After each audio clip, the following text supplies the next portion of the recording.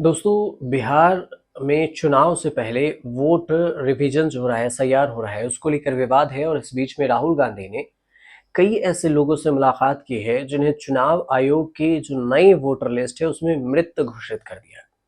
राहुल गांधी ने इनके साथ चाय पी और चुनाव आयोग पर तंज कसते हुए सोशल मीडिया पर पोस्ट किया वीडियो और साथ में कैप्शन में लिखा कि जीवन में बहुत से दिलचस्प अनुभव हुए, लेकिन कभी भी मृत लोगों के साथ चाय पीने का मौका नहीं मिला।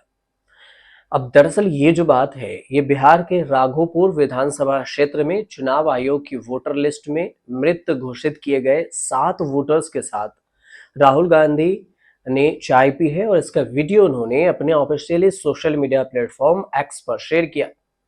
इसके साथ ही उन्होंने लिखा कि जीवन में बहुत से दिलचस्प अनुभव हुए, लेकिन कभी भी मृत लोगों के साथ चाय पीने का मौका नहीं मिला और इस अनोखे अनुभव के लिए धन्यवाद चुनाव आयोग। चुनाव आयोग पर इनडायरेक्टली तंज कसा गया है। तो पहले आप ये पूरा राहुल गांधी की जो बातचीत है, वो पहले ये बातचीत का वीडियो देखिए। इनको पता चला तेजस्वी जी की विधानसभा के हैं, तो उसमें देखा कि इन लोग को मृत दिखाया गया है। अब चुनाव आयोग ने जो सूची दी है, उस स्थानीय रूप से जो सूची बनी तो लोगों को मिल जाती है। अब वो चुनाव आयोग ने इनको डेड घोषित किया गया। फॉर एग्जांपल माता जी हैं, ये 85 साल की उम्र की हैं, इनको नहीं पता था कि ये मृत हैं। अब इन वोटर्स में राम इकबाल राय है, हरेंद्र राय है, लालमुन्नी देवी है, बचिया देवी है, लालवती देवी है, पूनम कुमारी है, मुन्ना शामिल हैं और ये सभी तेजस्वी यादव के निर्वाचन क्षेत्र के वोटर्स हैं राघोपुर के। अब आरोप ये है कि एसआईआर की जो प्रक्रिया हुई है, इसके दौरान इनके द्वारा सभी आवश्यक डॉक्यूमेंट्स और आवश्यक कार्रवाई पूरी की गई, लेकिन इसके बावजूद भी इनके नामों को वोटर लिस्ट से हटा दिया गया है और यही आरोप लगा है।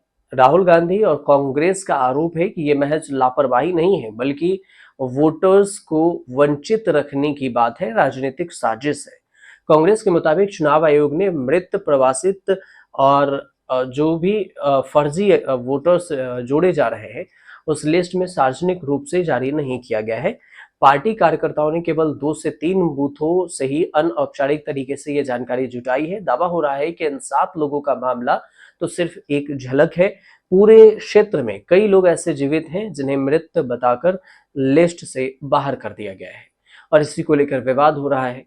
अब दरअसल बात ये भी है कि नवंबर में विधानसभा चुनाव होना है बिहार में और उससे पहले जो विपक्ष एसआईआर को लेकर बवाल काटा है और आरोप लगाया है वोट चोरी का, इसको लेकर चुनाव आयोग और बीजेपी दोनों हमलावर है और इसी एसआईआर पर सुनवाई के लिए 12 अगस्त को सुप्रीम कोर्ट में योगेंद्र यादव 2-3 जो 2 वोटर्स जो मृत थे, एक महिला और एक पुरुष, जिन्हें मृत चुनाव आयोग ने घोषित किया है वोटर लिस्ट में, उन्हें लेकर सुप्रीम कोर्ट के जज के सामने पहुंच गए। जिसे चुनाव आयोग के वकील हैं, वो इसे ड्रामा करार दी, लेकिन चुनाव आयोग के वकील के बाद जो सुप्रीम कोर्ट के जज हैं, उन्होंने योगेंद्र यादव की दलील को थैंक यू जरूर कहा और कहा कि आपकी दलील हमें सुनवाई में मदद करेगी।